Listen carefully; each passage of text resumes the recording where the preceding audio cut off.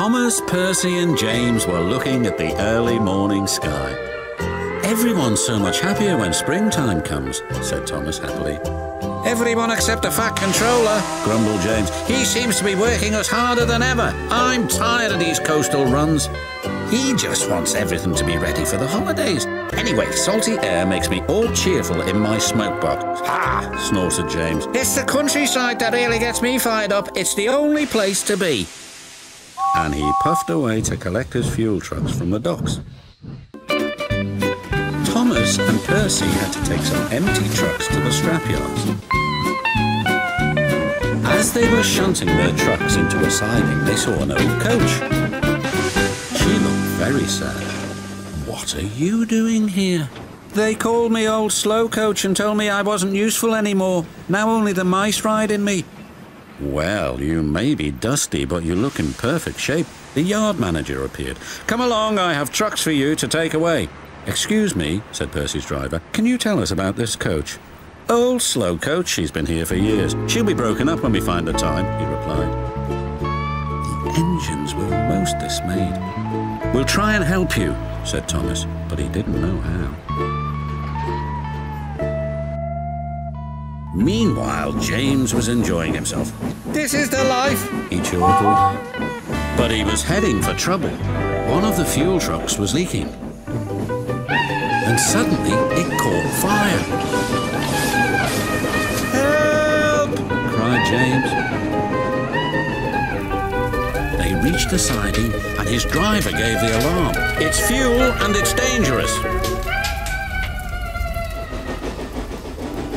As Thomas and Percy approached the junction, they saw the smoke and a guard waving a red flag. "Sparks from James's funnel have set the fuel trucks ablaze," he called. "The firemen have got things under control, but it's quite a mess."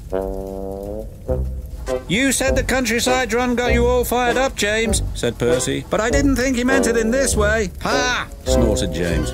"It was the stupid truck's fault, not mine." "It's safe to proceed now," called the fireman. Thomas and Percy puffed slowly by, but now they felt sorry for James. It wasn't long before they reached the station.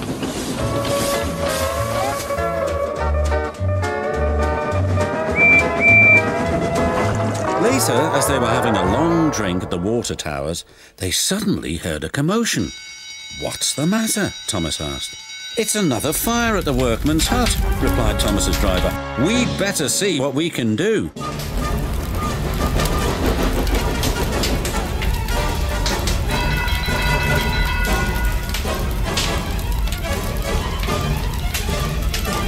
The fire engines arrived, but they had a big problem. "We are completely out of water," cried a fireman. "We can't use seawater because it clogs our works. We'll just have to let that building burn." Then Thomas had an idea. "Why don't you use the water in our tanks? We've just refilled them." The fireman wasted no time. "You're very clever engines," chuckled their drivers. Soon the fire was out, but the hut where the workmen lived was destroyed. "We'll need to find something to house the men. They can't sleep on the beach," said the foreman. "What about old slow coach? She would be perfect for the workmen." "Comfy too," added Thomas. "What a good idea, Percy," said his driver. They phoned the Fat Controller, who agreed. "She'll be spick and span by the time you collect her." And she was, and very happy too. "I can't thank you enough. I feel splendid." The engines buffered up to her, and she set off happily for her new home.